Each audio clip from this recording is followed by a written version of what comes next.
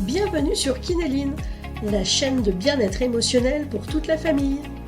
Je suis Céline, kinésiologue, et ici je vous propose des réflexions et des outils pour aborder les émotions, que vous soyez parents ou enfants.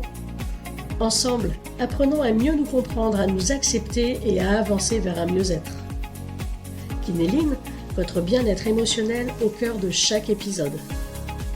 Votre enfant vous dit « Ah, j'aime pas ça, j'en veux pas !» Et là, vous ressentez une petite montée de stress. Il ne veut pas manger ce que vous avez préparé. Alors quoi faire? Préparer autre chose? Insister ou simplement céder pour éviter un conflit?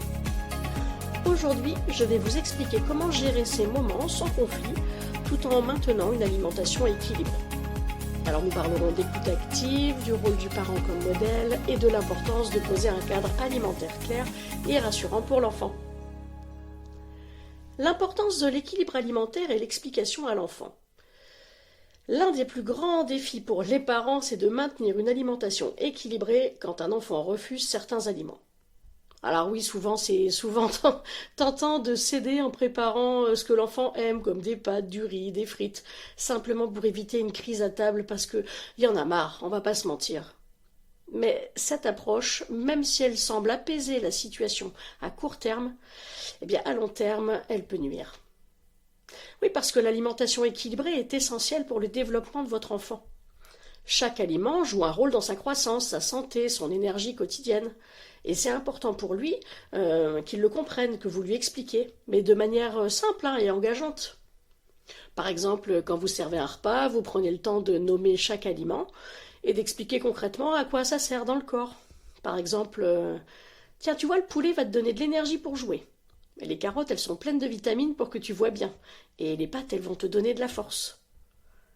Ces petites explications permettent à l'enfant de comprendre que vous ne choisissez pas les aliments au hasard, mais pour prendre soin de lui. Ça peut peut-être encourager sa curiosité et son engagement envers la nourriture. Alors un autre point important, c'est l'écoute active. Reconnaître les goûts de ses enfants, mais sans céder. Quand votre enfant refuse de manger un aliment, alors c'est fondamental de pratiquer l'écoute active. Ça signifie reconnaître ce qu'il ressent sans pour autant céder à ses demandes. Par exemple, si votre enfant vous dit « Ah, j'aime pas ça, j'en veux pas !» Au lieu de réagir directement en changeant le repas, vous pouvez commencer par répondre une phrase du genre « Ah, t'aimes pas ça? Bah, qu'est-ce qui te dérange? C'est la couleur, c'est le goût?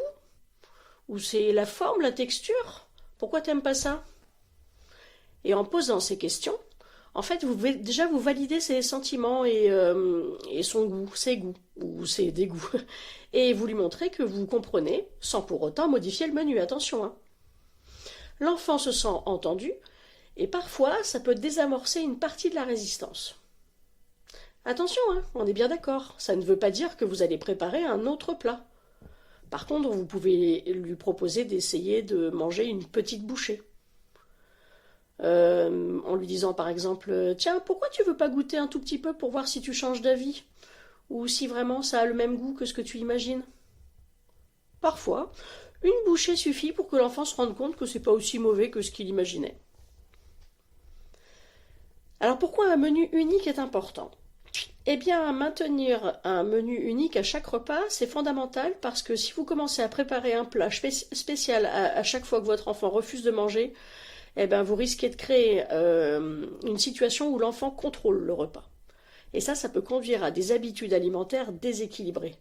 Parce que l'enfant, forcément, il aura tendance à manger que ce qu'il aime.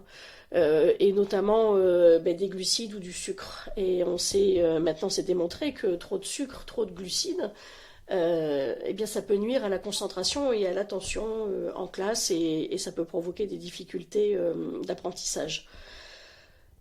Donc, s'il ne fait que manger que ce qu'il aime, en fait, ça se fera au détriment des autres nutriments dont son corps a besoin.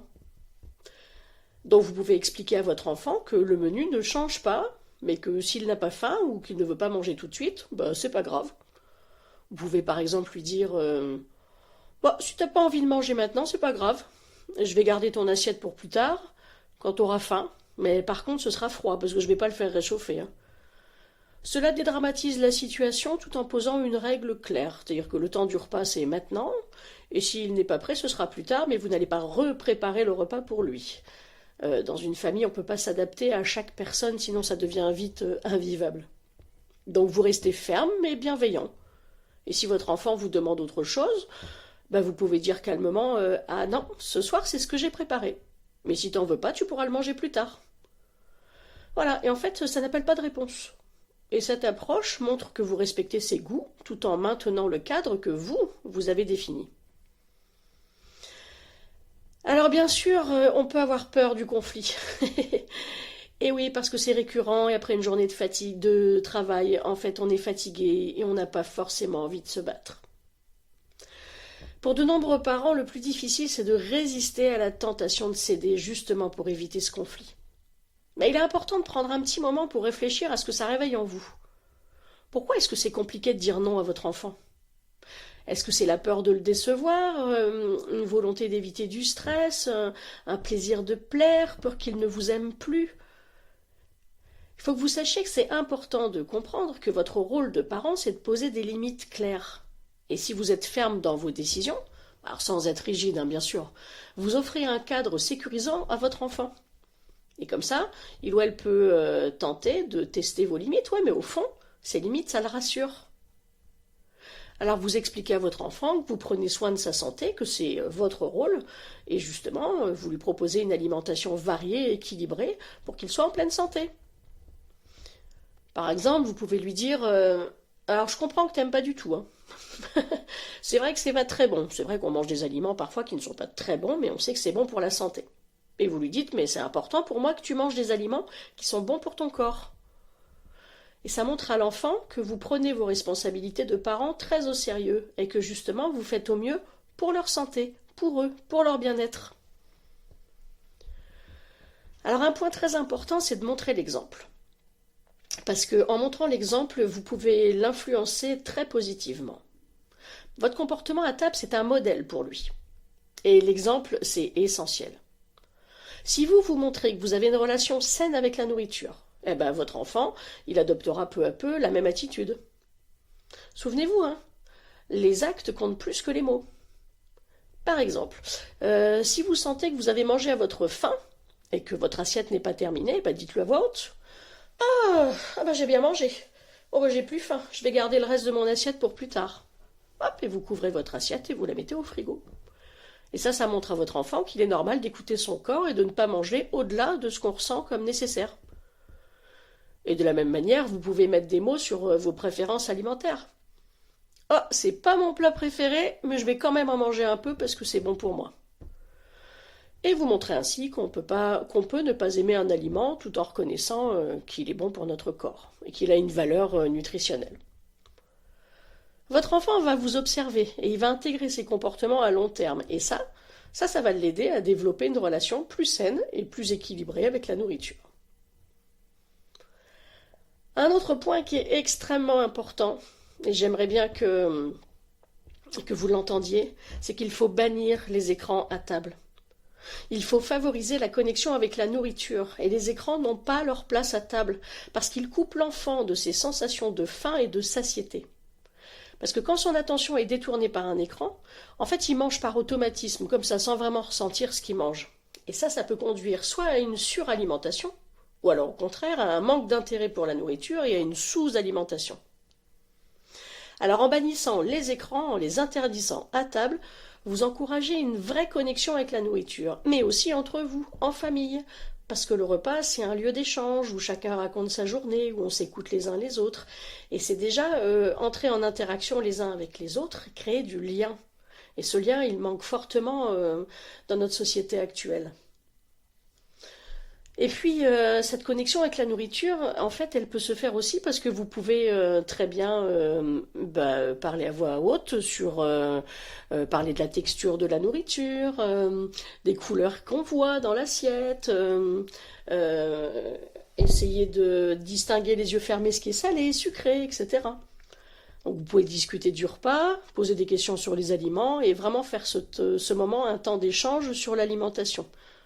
Mais pas que, parce que l'alimentation, c'est un moyen aussi de créer du lien dans la famille et avec tout ce qui s'est passé dans la journée. Mais si vous passez par ce temps de connexion par la nourriture, vous verrez que ça va changer beaucoup de choses.